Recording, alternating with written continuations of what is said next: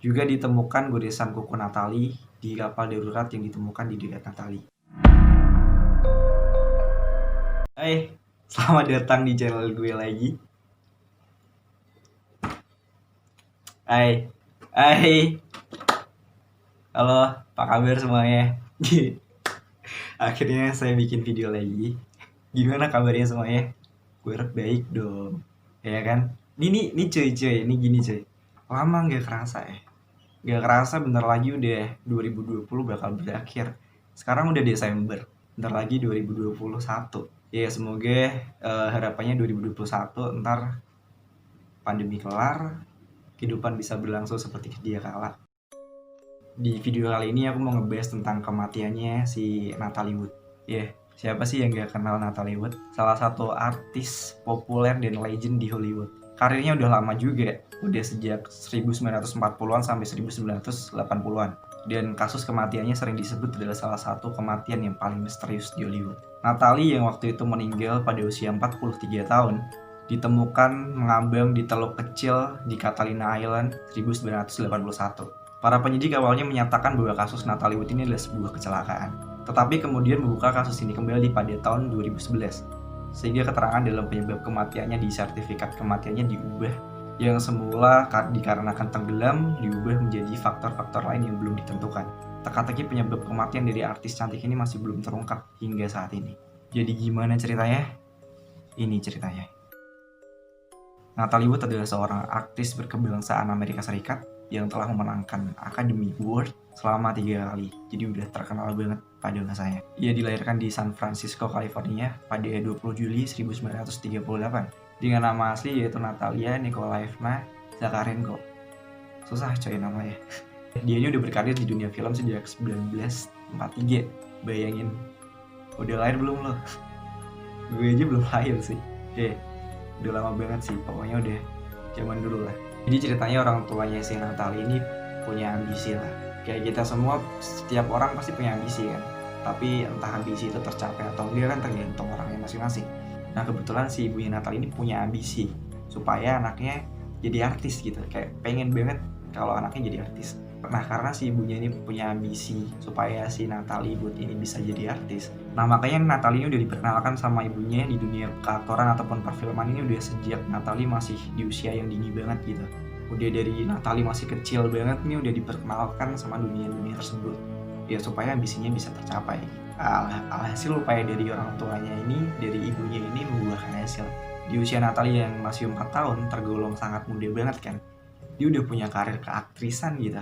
Lo 4 tahun masih ngapain coba? Main QQ paling ya kan?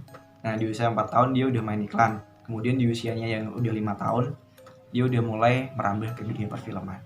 Jadi bayangin tuh, dia masih kecil tapi udah menghasilkan. Nah jadi sebelumnya ketika Natalie masih berusia 5 tahun, si Natalie ini diajak sama ibunya untuk menemui seorang peramal. Beda sama orang Indonesia. Orang Indonesia ibunya bawa anaknya ke dukun. Peramal sama dukun sama gak sih? Menurut kalian gimana? Komen aja. Jadi di usia 5 tahun si Natalie ini dibawa ibunya untuk menemui peramal. Nah kemudian peramal ini bilang bahwa Natalie ini akan menjadi seorang aktris yang sukses nantinya. Tapi dia harus berhati-hati dengan air keruh karena dia akan meninggal di air keruh. Damn. Bayangin. Ini ramalan antara seneng atau sedih ya. Dia diramalkan bahwa dia bakal jadi aktris yang sukses. Tapi di sisi lain dia juga disuruh untuk berhati-hati karena dia akan meninggal di air keruh gitu. Itu adalah hasil ramalan dari peramal tersebut. Nah sejak saat itu juga ibu ataupun Natalie dan keluarganya cukup menjaga jarak Natalie dengan air. Natalie juga cukup takut karena habis bayangin aja masih usia segitu dibilang kayak gitu, otomatis dia juga takut. Jadi bagaimana nasib dari Natalie Wood dan ramalan yang udah tersirat? Dari sejak saat itu karir dari Natalie Wood beranjak pesat hingga sampai dia usia di 8 tahun. Pada saat itu ada satu scene di suatu film yang sedang dia kerjakan. Scene tersebut dia ragu untuk melakukannya karena scene tersebut ada di suatu sungai dan dia harus melewati suatu jembatan yang udah reot dan agak rusak kayak gitu. Nah karena dia mengingat ramalannya dia di scene ini, dia cukup ragu dan takut. untuk melakukan scene tersebut. Apalagi itu sungai, dan sungai itu pasti bawahnya air keruh. Nah, tapi melihat hal tersebut, ibu dari Natalie membujuk Natalie. Ya, jadi dia nyoba buat nenangin Natalie gitu lah. Dia bilang kalau nggak apa-apa, lewatin aja, nggak bakal rusak kok, ini jembatannya aman. Nah, dari sikap-sikap yang dilakukan ibunya ke Natalie, berusaha untuk menenangkan, akhirnya Natalie ini mau gitu. Akhirnya Natalie ini mau dibujuk dan melakukan scene tersebut. Nah, tapi nih, ternyata feeling awal dari Natalie ini ternyata benar. Nah, ketika Natalie nyebrang jembatan tersebut, tiba-tiba jembatannya runtuh, pijakan yang dipijak sama Natalie ini jebol, dan Natalie jatuh ke sungai, tenggelam. Dan karena ketika kita jatuh meskipun ke air, kalau posisinya nggak bener itu bisa patah tulang. Dan karena Natalie jatuhnya nggak bener, Natalie juga mengalami patah tulang. Tapi syukurnya nih dia masih bisa diselamatkan pada saat itu. Nah, meskipun syukurnya masih bisa diselamatkan, tapi yang jelas dia makin trauma sejak saat itu, makin takut sama yang namanya air. Jauh setelah itu sampai Natalie berusia 19 tahun. Nah, ketika dia berusia 19 tahun ini, dia memutuskan untuk menikah dengan Robert Wagner, yang mana dia juga berprofesi sebagai aktor di Hollywood. Mereka menikah pada Desember 1957. Dan ternyata si Robert Wagner ini salah satu seorang yang diidolakan sama si Natalie Wood ini. Nah, namun sayangnya pernikahan mereka ini sebenarnya nggak disetujui sama ibunya Natalie. Dan BTW ini pernikahan mereka ini nggak bertahan lama ya, nggak langgeng. Jadi cuman bertahan selama 5 tahun. Kemudian mereka baru resmi bercerai di tahun 1962. Nah, kemudian Natalie ini ketika tahun 1969 dia menikah lagi dengan Richard Gregson. Nah, dari pernikahan mereka ini mereka dikaruniai satu orang anak yang bernama Natasha Gregson Wagner. Nah, lagi-lagi pernikahan si Natalie ini nggak berlangsung lama. Jadi mereka nggak langgeng lagi gitu guys, dikarenakan si Gregson ini ketahuan berselingkuh sama sekretarisnya sendiri, sehingga Natalie memutuskan untuk berpisah dengan Gregson. Nah, anehnya lagi nih, keluarganya Natalie kali ini nggak merestui mereka untuk berpisah. Nah, bayangin aja nih, dulu Natalie pas ketika nikah pertama kali dilarang, nggak direstuin. Sekarang Natalie mau pisah karena diselingkuin loh, juga dilarang gitu. Ini keluarganya kenapa ya? Dan yang paling ibunya sih, emang keluarganya suka ngelarang apa gimana ya. Sekarang mau cerai karena diselingkuin juga dilarang. Ada bang, gak usah iya deh. Nah, karena Natalie ini teguh pendirian kayak gue, jadi dia tetap kekeh untuk berpisah dengan si Gregson ini. Nah, dan mereka resmi bercerai pada April 1972. Kemudian setelah 3 bulan cerai, Natalie move on-nya cepet nih. Terus dia tiba-tiba CLBK dong, bayangin. CLBK, dia nikah lagi sama suaminya yang pertama, yaitu Robert Wagner. Nah, nikahlah lagi mereka dan dikaruniai seorang putri bernama Courtney Brooke Wagner. Nah, kadang tuh emang kayak gitu, pilihan kita tuh muter kayak helikopter, tapi endingnya jatuhnya ya balik lagi ke awal gitu. Emang pilihan terbaik tuh selalu di awal sih. Catat tuh. Dan Natalie ini sempat berhenti di dunia seni peran, keaktoran selama beberapa lama, dikarenakan dia ingin fokus untuk merawat dan mengasuh anak-anaknya.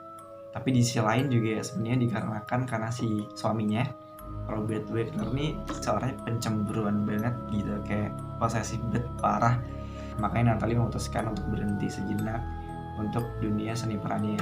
Cemburuannya ini memang cukup parah sih. Bahkan hingga ketika Natalie memulai lagi dunia seni perannya, keaktorannya lagi di tahun 1981. Waktu itu dia lagi bermain di film Brainstorm dengan lawan main yaitu Christopher Walken.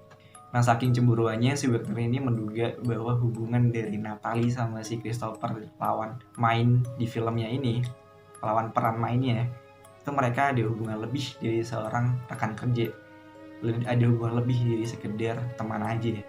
Bahkan sampai si Wagner ini ngebuntutin terus gitu, ngintil mulu di saat syutingnya ya. Padahal lokasi dari rumah lokasi syutingnya itu juga jauh gitu, tapi dia rela buat datang aja kayak mantap sampai segitunya. Hingga pada 27 November 1981 si Wagner ini ngajakin Natalie sama Christopher untuk liburan di akhir pekan. Mereka berlayar naik kapal pesiar. Dan mereka juga ngajakin satu kapten untuk mengemudikan kapalnya, yaitu Kapten Dennis Devrin. Kemudian mereka berangkatlah tuh liburan. Dan sejak malam pertama di liburan mereka, si Natalie dan si Wagner ini berantem mulu gitu. Mereka berantem besar, mereka berantem hebat. Dan karena tidak tahan, sampai-sampai Kapten Dennis Devrin ini menyuruh Christopher untuk melerai mereka. Tapi Christopher bilang, oh ini kita nggak boleh ngurusin hubungan rumah tangga orang lain. Jadi karena Christopher juga gak ngapa-ngapain, nah karena Christopher pasrah aja, si Dennis, Kapten di sini memutuskan untuk mengamankan Natalie untuk dibawa ke pulau terdekat. Mereka menginap di hotel di pulau tersebut. Ngapain aja tuh? Gak tahu kan. Dan keesokan harinya, di pagi harinya mereka kembali ke kapal pesiar mereka. Nah, kemudian pagi masih keadaan tentram-tentram aja. Nah, sampai ke siang harinya ini Natalie dan Christopher pergi ke restoran dekat kapal pesiar di pulau. Dan disusul sama Dennis dan suami Natalie, Wagner. Pada saat itu mereka di restoran tersebut minum-minum cukup banyak banget. Dan pada saat itu juga Natalie ini kelihatan kalau dia sedang mabuk parah, nggak mungkin minumnya es cendol kan. Nah, setelah mereka minum-minum, akhirnya mereka memutuskan untuk kembali lagi ke kapal. Nah, sesampai di kapal, menurut pengakuannya Wagner, pada saat itu dia berdebat besar sama Christopher tentang politik. Nah, setelah perdebatan tersebut selesai, si Wagner ini mengaku dia memutuskan untuk kembali ke kamarnya. Dan pas dia kembali ke kamarnya ini, istrinya, si Natalie ini udah nggak ada, udah hilang entah kemana, beserta kapal darurat, kapal kecil yang biasa ditambatkan di kapal. Itu juga hilang. Menurut Wagner nih, nggak ada yang tahu. Cuman ada dua kemungkinan, yaitu antara Natalie mencoba menghindar dari perdebatan antara Wagner dan Christopher, atau yang kedua Natalie berusaha untuk mengikat perahu. Tapi pada dasarnya nggak ada yang tahu apa yang sebenarnya terjadi. Jam 1:30 dini hari, Wagner dan Dennis memutuskan untuk melaporkan ke pelabuhan bahwa Natalie Wood telah hilang. Tragisnya, pagi harinya, mayat Natalie ditemukan di teluk kecil Catalina Island, 1,6 km dari kapal pesiar. Dia ditemukan di sana beserta kapal darurat di dekatnya. Dan jadi nih guys, setelah diotopsi, disimpulkan bahwa Natalie meninggal dalam keadaan mabuk dan disertai luka lebam di sekujur tubuhnya, baik itu tangan, kaki, bahkan mukanya. Juga ditemukan goresan kuku Natalie di kapal darurat yang ditemukan di dekat Natalie. Natalie diduga meninggal karena tenggelam dan kelelahan. Ya gimana nggak tenggelam coba, Natalie kan emang takut air, renang juga nggak bisa. Jadi bagaimana bisa Natalie memutuskan untuk pergi pakai kapal darurat sendirian keluar dari kapal pesiar? Apakah benar Natalie sendiri yang memutuskan untuk dirinya keluar dari kapal pesiar? Apakah ini pengaruh alkohol? Atau ada hal lain di balik semua ini? Apakah Natalie murni meninggal karena kecelakaan? Apakah maksud Natalie pergi dari kapal pesiar adalah untuk kembali ke resto? Atau dia ingin menghindari perdebatan antara suaminya dan Christopher? Menurut suaminya sendiri, si Wagner bilang kalau mungkin saja Natalie ingin ikut ke pesta di kapal pesiar yang sedang berdekatan dengan kapal mereka. Ya jadi kalau liburan di sana tuh banyak kapal, gak cuma satu. Jadi kayak kapal pesiar berderet-deret di dekat pulau di sana.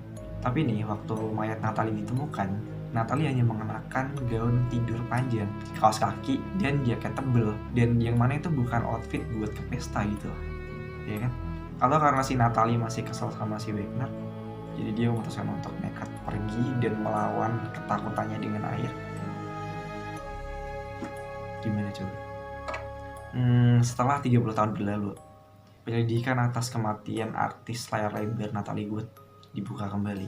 Nah, kenapa nih kasusnya kok bisa dibuka lagi? Karena muncul kesaksian dari Kapten Dennis. Setelah puluhan tahun, akhirnya Kapten Dennis nih buka mulut gitu. Akhirnya memberikan pengakuan gitu. Jadi Kapten Dennis nih yang diem dulu sebagai kapten nahkoda di kapal pesiar waktu terjadinya kematian Natalie Wood. Pada salah satu program TV di Amerika Serikat, Kapten Dennis buka mulut bahwa telah terjadi pertengkaran di malam kematian Natalie Wood. Dennis, what happened that night? Was there an argument on the yacht? Yes, that night there was an argument that actually started the day before, but that particular night in the afternoon, Christopher Walken and Natalie, they had gone ashore to a restaurant, which was the only restaurant on that part of the island. And the tension was building throughout the whole weekend of Robert Wagner being jealous of Christopher Walken. And that afternoon, Robert Wagner and myself, we joined Christopher and Natalie at the restaurant for dinner. And we had dinner, we had drinks. Robert Wagner said it was time to return to the boat. Natalie, we all kind of wanted to stay a little longer, but RJ said, no, we're going to go back to the boat. So we all went back to the boat. I tied the dinghy up on the swim platform with a bow line and a stern line. And we all went inside the boat and opened a bottle of wine, put the kettle on for some tea, because Natalie liked to have tea before she went to bed. And the jealousy was just getting so tense that Robert Wagner had picked up the bottle of wine and smashed it right in front of Natalie and Christopher on the coffee table.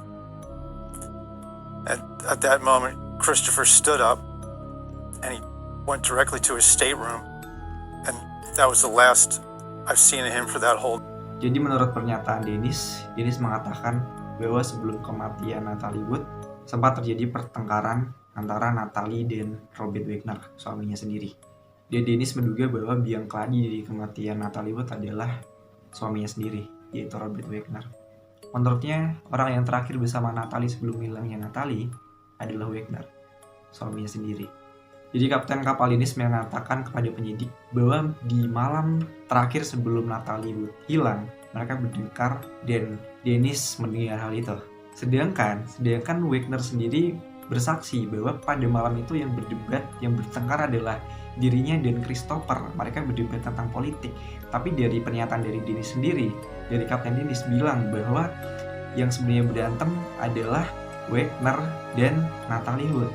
Jadi kesaksian dari Wagner dan Dennis ini sangat bertolak belakang satu sama lain gitu. Dan dia juga menganggap kesaksian dari Wagner itu tidak masuk akal karena selama bertahun-tahun cerita dari Wagner ini terus berubah-ubah gitu. Tidak relevan dari cerita yang semestinya, terus berubah. Jadi itu cukup canggung baginya. Selama 30 tahun sebelumnya, pihak keluarga meminta untuk kasus ini agar diusut kembali. Pihak keluarga meminta untuk polisi agar dapat memeriksa lagi bukti-bukti dari kematian Natalie Wood. Tapi baru-baru setelah 2011, setelah 30 tahun berlalu, baru kasus ini diusut lagi. Kasus ini kenapa bisa diusut lagi? Karena polisi menerima surat tanpa nama yang menyebutkan bahwa Kapten Dennis mempunyai pernyataan mengenai kematian Natalie Wood. Jadi sejak pernyataan tersebut, sejak didapatkannya surat tanpa nama tersebut, jadi sejak surat tersebut diterima oleh polisi, kasus ini dibuka kembali.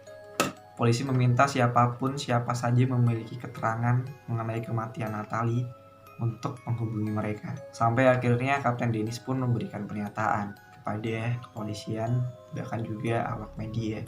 Penyidik menyimpulkan bahwa bekas-bekas memar yang ditemukan ketika Natalie Wood ditemukan mayatnya itu kemungkinan besar terjadi sebelum Natalie Wood meninggal. Dalam laporan otopsi pada tahun 1981, penyidik mengatakan ada yang memar di tubuh dan wajah yang tidak bisa dijelaskan. Tetapi penyebab kematian Wood sendiri adalah karena tenggelam. Setelah kesaksiannya Dennis dan dibuka kembali kasus ini, penyidik menyebut penyebab kematian tenggelam ditambah faktor lain yang belum diketahui.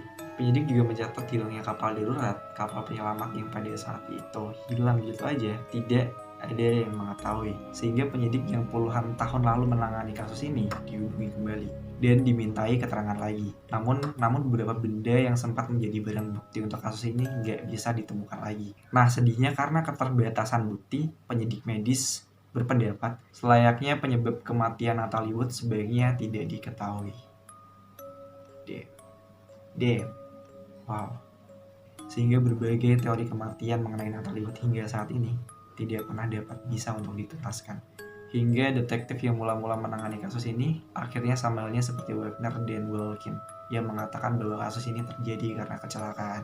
Detektif juga mengatakan bahwa hingga saat ini Robert Wagner tidak dapat dinyatakan sebagai pelaku ataupun tersangka dari kasus kematian Natalie Wood. Jadi tragis ya. Kasus ini tuh masih ganjil banget gitu. Aku ngerasa kayak gitu, ganjil gitu kasusnya. Kayak semua ini tuh masih kayak tumpang tindih, ganjil banget gitu. Kayak ini tuh kayaknya ada sesuatu yang gak benar gitu. Terus kenapa gak bisa diungkap sih? Ya nggak tahu ya di belakangnya ada yang main gimana.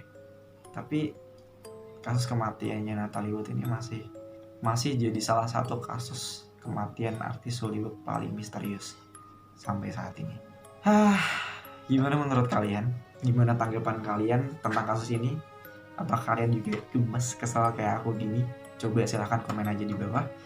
Jadi menurut kalian gimana? Apakah kasus ini murni kecelakaan? Atau Robert Wagner adalah memang biang keladi dari kematian istrinya sendiri? Silahkan komen aja di bawah. Ya, kayak gini aja video kali ini. Buat kalian yang pengen lihat video aku terus, silahkan jangan lupa subscribe aja di bawah. Hidupin loncengnya. Aktifin semua notifikasinya.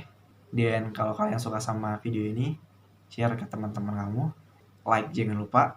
Dan buat yang mau ngasih saran aku bahas kasus siapa lagi, bisa juga komen aja. Dan sampai jumpa.